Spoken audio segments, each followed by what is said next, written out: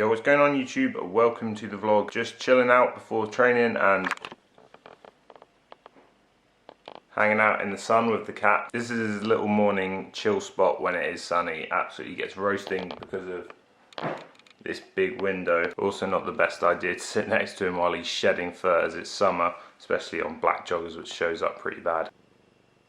I don't think he's too bothered about my tracksuit bottoms though. Anyway guys, thought I'd just pick up the camera and vlog today. There's no crazy updates to inform you guys about. The last couple of weeks I've just been getting on with life. I guess the main thing is my rib is now finally feeling good. I started rolling at the beginning of last week, so almost 2 weeks now. So it hit the 4-month mark after the injury and I was finally feeling good enough in training, doing resistance drilling and feeling good in the warm-ups and stuff to be able to go back to live grappling, and I've felt good since, both a bit of wrestling and mainly jiu-jitsu. I was actually feeling better with it 1 week before, but a good bit of advice that John gave me in the past was whenever you have an injury and you feel good, give it an extra week. So that's what I did. It's kind of an interesting one, as obviously I never actually got the injury checked out, so I'll never know what even was the problem. But I think after reading about stuff online, it was most likely an intercostal muscle tear. I would presume a higher grade because it took so long to heal. I think if it had been broken or something else, it would have healed a bit quicker rather than taking 4 whole months. Anyway guys, I'm going to get a move on and go to the gym, so I'll see you there. Let's go back to the beginning, back to the beginning.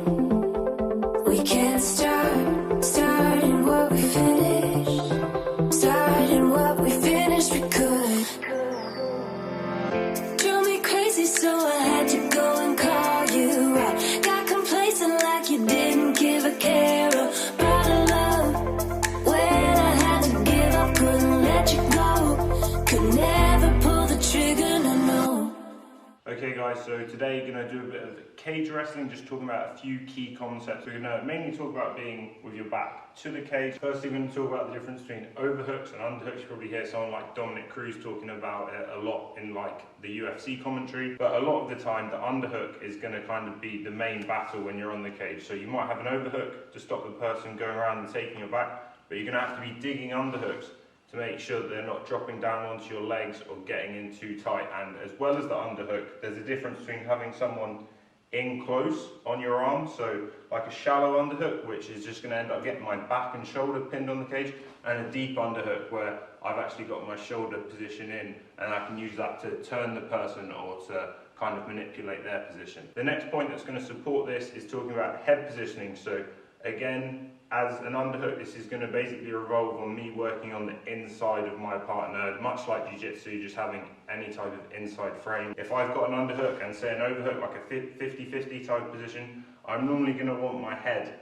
kind of protecting against them. Obviously in MMA you've got to watch out for strikes and you don't want your posture to get broken down, but a lot of the time I'm going to be using my head to maybe block their chin or to help me pummel into a more advantageous position. So the next thing we're going to talk about is level changes. So this kind of goes along with the previous two themes. The partner can transfer anywhere from the upper body to the lower body. So they might be trying to get like a double underhook position here. They might move down to my like torso area to go for a body lock. They might move like a high double leg around my hips. They might try to get like an S grip around my knees, which is kind of like a death sentence. Or they might try and hit an ankle pick. They might try and go through a back door and come up behind me to stack me up. But whichever way they're going, I need to basically mirror going up and down to block. So I might be hand fighting an ankle pick here. I might be really level changing to get an underhook to kind of shut them up and hip bump them up. I might be just torso pummeling. So the fourth point we're going to talk about is stance. So normally, a lot of the time, it's going to be like striking as well. There's going to be kind of a stance per position, but a lot of the time as the person defending, you're going to end up with a bladed stance. So your feet are going to be close to the wall, which is make it harder to have your legs like ankle picked out or reaped away, or then to switch between like doubles and singles. But you're going to have your feet close to the wall and you're going to be in a bladed stance here, so your hips aren't square and exposed.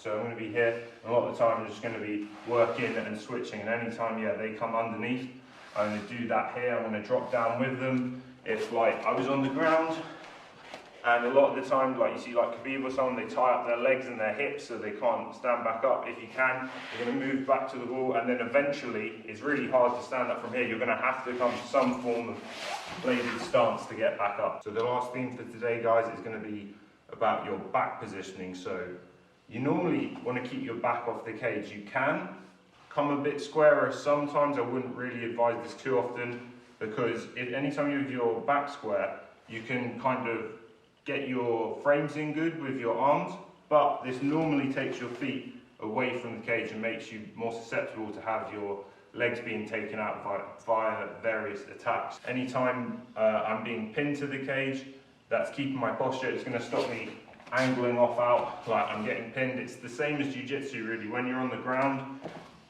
it's hard to escape if your back is flat on the mat, like in side control. If they're pinning your chest, your shoulders and your head, you're going to be stuck. So normally in jiu-jitsu, you're going to be on your hip. The same thing here. You don't normally, as a general rule, these are all general rule guys, you don't want to be flat with your back to the wall. So say guys we're in a 50-50, this is what I mean about basically working between underhooks and overhooks. So my underhook is going to stop my partner kind of level changing underneath me, but if my arm is shallow and he manages to get in the crook of my elbow, the underhook isn't really going to count for much. It's not a strong position, so I really have to get my shoulder in and I have to keep my feet close to the wall, and that will kind of block this position. Then we're going to be pummeling and working through to try and swap positions. He's going to be going for offense and I'm going to be working for defense and reversals, and this overhook is going to stop him taking my back, because if I don't have an underhook, which is obviously a stronger position for me, I don't overhook here, all he has to do is scoot around to the side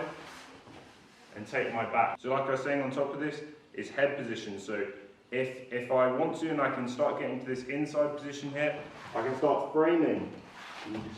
So I'm going to start framing with my head kind of into the chin, into the chest area, not going too low because obviously I don't want to get kneed or anything, but this is kind of another, much like wrestling, this is going to be another thing used. So normally it's like hips, hands and head. Third, we were talking about level changes. So if the partner drops down for a single leg, let's say, I have to kind of address this and get lower as well. If I go too low, a lot of the time I'm going to be more susceptible to cutbacks and angle changes, and then sometimes give them the position. But if, say, they then switch off to a double leg, again, I've got to keep changing my stance and mixing up my level too, because if I stay too high and they've dropped down for a double, I'm just going to get picked, their hands are together behind my legs and my hips. I'm going to get in a lot of trouble here. So the fourth point was having a bladed stance, which is going to allow me to keep pummeling my chest and my arms.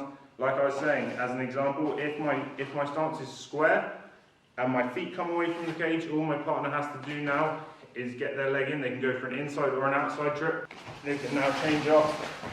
So the last point, guys, was not having my back flat to the cage. So if my back's off the cage and I'm in a square stance a lot of the time, if I get underneath enough in my shoulder position, I can try and use like a steering wheel motion to circle off the cage and reverse the position. If I don't do this and I'm lazy and I'm not constantly fighting for position, my partner can pin me to the cage here, which makes my hips more susceptible, it makes my feet more susceptible. They might be able to just like throw a strike over the top, say with this hand, elbow, and then drop down underneath, and I've been pinned, and now it's going to be much harder for me to recover.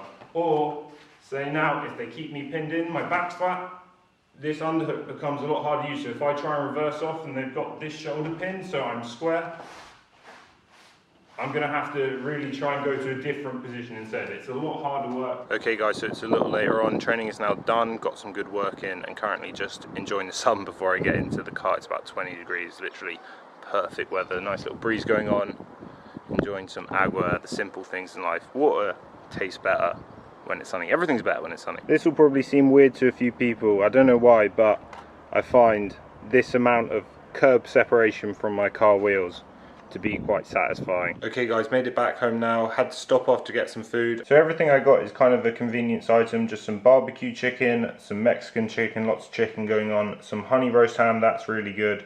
Some green grapes, I normally go for red but try to mix it up. Having some spinach, some cucumber, and then some of this granary loaf as well, which looks pretty good. So here's lunch, just went very quick and simple. A sandwich consisting of Lurpak, mayonnaise, spinach, tomato. I went just for the ham today, and some cheese, looking very appetizing. Then the second plate, getting the volume in, the grapes, an apple, cucumber, and then some carrot. Just gonna do that raw. and I'm going to have a bit of leftover ham and a bit extra spinach. Right people, so today I thought I'd share some of my thoughts about goals outside of fighting. I've been thinking about it a bit recently and I thought you guys might find it interesting. I think it's so easy to get wrapped up in the whole bubble of fighting that sometimes you've got to kind of take a step back and think about your overarching goals, stuff that you'd like to achieve, whether it be through fighting or not. So first up, I think I'd like to work for myself, be it have my own business, be an entrepreneur, that type of thing. I want to work because I want to, and I want to work on my own terms. Next up is I want to be able to travel as much as I want and experience as much of the world as possible. Third is in the future I want to be able to help my parents live as comfortably as possible and not have to worry about anything. My fourth goal is to be at peace with stress and anxiety, and I want to get good at dealing with uncertainty. Fifth is that I want to be able to enjoy each day even if it's boring and be satisfied with what I have. And the final point is I want to keep my health intact. I think it's really hard to enjoy anything, even friends and family, without being healthy. Anyway guys, there's my little list. It's in no particular order. Now I'm just going to chill out for a bit and watch an episode of When They See Us on Netflix, which is a pretty good show. I'm kind of halfway through. It's like a mini series. Also recently, if you haven't watched it, I watched Chernobyl. That is definitely worth a watch. Pretty crazy what went on there. I had no idea the extent of it. Okay people, so it's a little later on. Time is currently about 26. I'm going to make dinner. And just as a little snack while I do, I'm going to have some of these sour cream and chive pretzels and a bit more spinach. Next up, having some boiled asparagus with salt. Pretty simple main, just some basmati rice, chicken, mayonnaise and hot sauce. Last up for dessert, going for some strawberries and then two of these chocolates, a caramel one and a truffle. So I've got a little time now until the next session. It's a little bit later on a Thursday, so it's always nice when it's summer that the light lasts longer in the day, because I sometimes feel like, to be honest, when I'm chilling out and the evening is going longer and it's all dark and miserable, it's a bit harder to get training. Obviously always get it done, but it's easier to get motivated to actually get up and get going. So yeah, I'll see you there later.